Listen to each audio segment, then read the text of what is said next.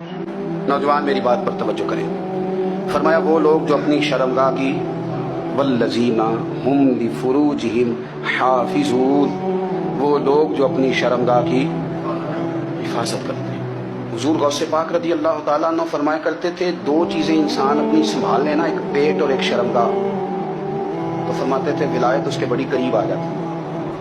हम ना इन लज्जात में उलझ जाते हैं। सियाने सियाने बंदे रोटी कमर सीधी करने के लिए खानी चाहिए, जुबान के जायके के लिए नहीं खानी चाहिए। ये जुबान का जायका लग जाए, ये कहीं का नहीं छोड़ता इंसान। अपनी शर्मगाह की जो लोग हिफाजत कर लेते हैं, कोई बड़े से बड़ा गुनाह करने से भी बंदा काफिर नहीं होता, बंदा कुफ्र करने से काफिर होता है। गुनाह बड़े से बड़ा करने वाला भी गुनाहगार है, काफिर नहीं। कि बाज गुनाह ऐसे हैं जो जिस वक्त बंदा कर रहा होता है उस वक्त वो मोमिन नहीं होता। मेरे नबी करीम सल्लल्लाहु तआला अलैहि वसल्लम ने फरमाया, जब कोई शराबी शराब पीता है उस वक्त मोमिन नहीं होता।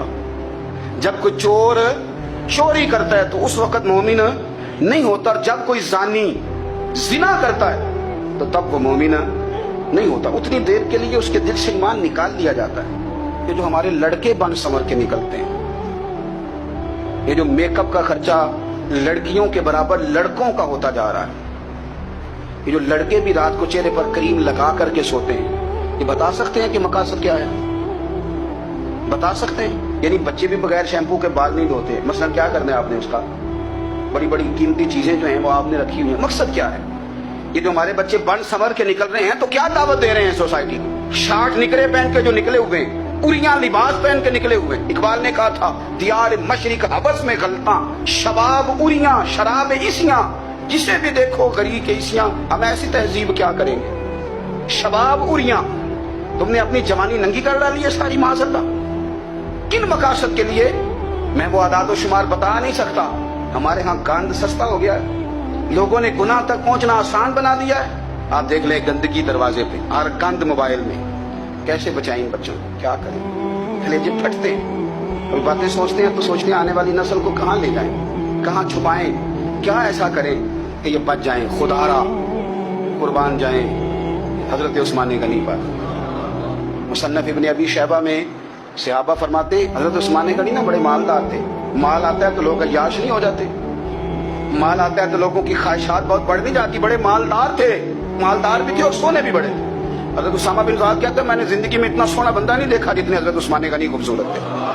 पैसा भी, हुस्न भी, लेकिन फरमाते हैं कि हजरत उस्मान गनी सबसे बढ़कर अपनी शर्मगाह की हिफाजत करने वाले और सबसे बढ़कर सिला रहमी करने वाले, रिश्तेदारों से अच्छा सलूक करने वाले, हया वाले, शर्म वाले, पाकीज़गी वाले। आपका ज़हन है, आप सुबह उठते ही ज़हन बना लें कि मैंने आज इतना सबक पढ़ना है, आज इतनी तफसीर देखनी है, इतनी इबादत करनी है, फलानी नात मैंने देखनी है, फलां खैर का काम करना है, फलां आदमी के साथ नेकी करनी है। सुबह ज़हन बना लें, आपका ज़हन वही काम करने लगेगा।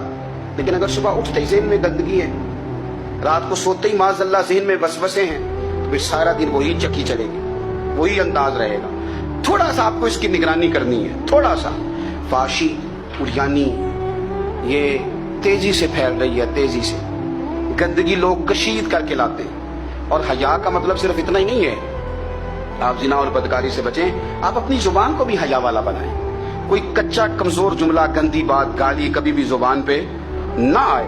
आपका अंदाज हया वाला हो, बेबाक हो जाना, बेबाक बोलना। मैं बारीकी से इस बात को समझता हूँ और मैं आपको बहुत सारी बुजुर्गों के इरशादात का निचोड़ अर्ज करने लगा हूँ।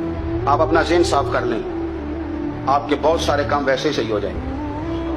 क्योंकि हमारे दीन के अंदर ज्यादा अजर नीयतों और इरादों पे मिलता है।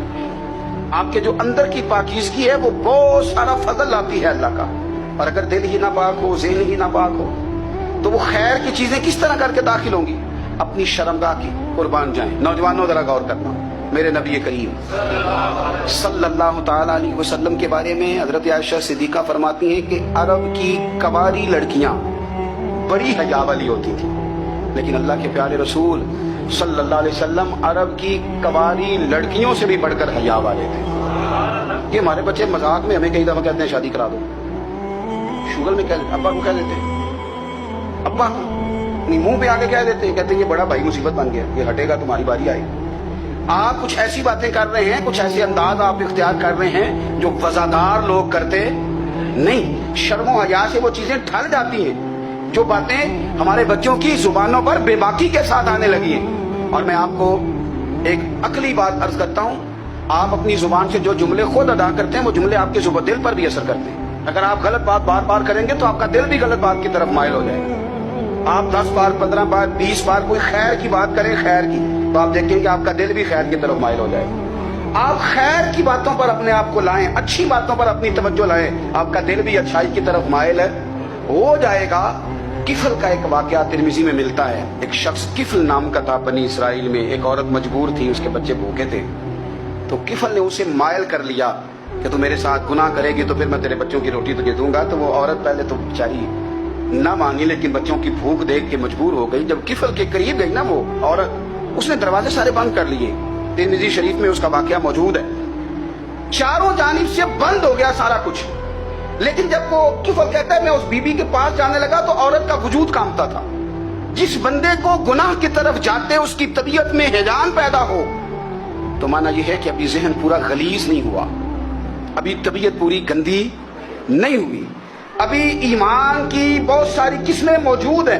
عورت کا وجود کانپتا ہے. تو کفل کہتے ہیں کہ میں نے اسے کہا کہ سارے دروازے بند ہیں، ڈرتی کیوں ہے؟ تو کہنے لگی ڈرتی اس لیے ہوں کہ سارے دروازے بند نہیں ہوتے، ایک دروازہ کھلا ہے اور وہ دروازہ رب قدیر کا دروازہ ہے، اسے کیسے بند کیا جا سکتا ہے؟ تو کہتے ہیں جب اس نے یہ لفظ کہے تو مجھ پر بھی بات کا اثر ہوا، مجھ پر. تو میں نے کہا کہ اگر تو عورت ہو کہ رب سے اتنا ڈرتی ہے تو مجھے تو اس نے مرد بنایا ہے. تو مرد تو ہوتا ہی وہ ہے جو اپنے آپ پر کنٹرول کر سکے. تو اب نہ معاملہ آگے جائے گا، اب یہاں بات رکے گی نہیں، جا میں تجھے آزاد کرتا. عورت گئی، اس نے توبہ کی کفل نے، اور رات رو کے کہنے لگا مالک آج میں نے توبہ کی ہے تو میرے اوپر مہربانی کرنا، میری توبہ ٹوٹنے نہ پائے. رات اس نے توبہ کی، رات ہی انتقال ہو گیا. لوگوں کو پتا تھا بڑا بے حیا ہے، بد کردار ہے، گناہ گار ہے، شاید لوگ اس کا چہرہ دیکھنے بھی نہ جاتے، پر مالک کریم ہے نا. حضور فرماتے ہیں سویرے اس کے دروازے پہ لکھ دیا اللہ نے، لوگوں رب نے کفل کے سارے گناہ معاف کر دیے ہیں. اس کے دروازے پہ لکھ دیا گیا. جب آپ اپنی حفاظت کرنا چاہتے ہیں تو اللہ پھر اسباب بھی پیدا کر دیتا ہے. اپنی شرمگاہ کی، اپنی نظر کی آپ خوب حفاظت کریں. اور میں آپ کو ایک بات عرض کروں، ایک بندے کے باحیا ہو جانے سے نا، ایک بندے کے ٹھیک ہو جانے سے اس کے دائیں بائیں بے شمار لوگ ٹھیک ہو جاتے ہیں. نہ چاہتے ہوئے بھی آپ کی نیکی کا اثر آپ کے دوستوں پہ پڑتا ہے، نہ چاہتے ہوئے. اور ایک بندے کے بگڑ جانے سے اس کے دائیں بائیں بہت سارے لوگ بگڑ جاتے ہیں، بہت سارے لوگ بگڑ جاتے ہیں. آپ اگر اپنے لب و لہجے پر یہ پابندی لگا سکیں اور اپنے آپ کو اگر آپ سنبھال سکیں تو پھر یاد رکھیے گا بڑی ساری چیزیں بہتر ہو جائیں گی. کچھ چیزیں ایسی ہوتی ہیں جو ہم نہ فراخ دلی سے بانٹتے ہیں، اور کچھ چیزیں ایسی ہوتی ہیں جو مجبور ہو کر ہم دیتے ہیں. کئی دفعہ ایسا ہوتا ہے کہ سامنے والا کچھ زیادہ تکلیف میں ہوتا ہے اور ہمارے پاس بھی وسعت نہیں ہوتی، لیکن زیادہ اجر اسی بندے کو ملتا ہے جو تھوڑی تکلیف برداشت کرے اور سامنے والے کی تکلیف کو دور کرے.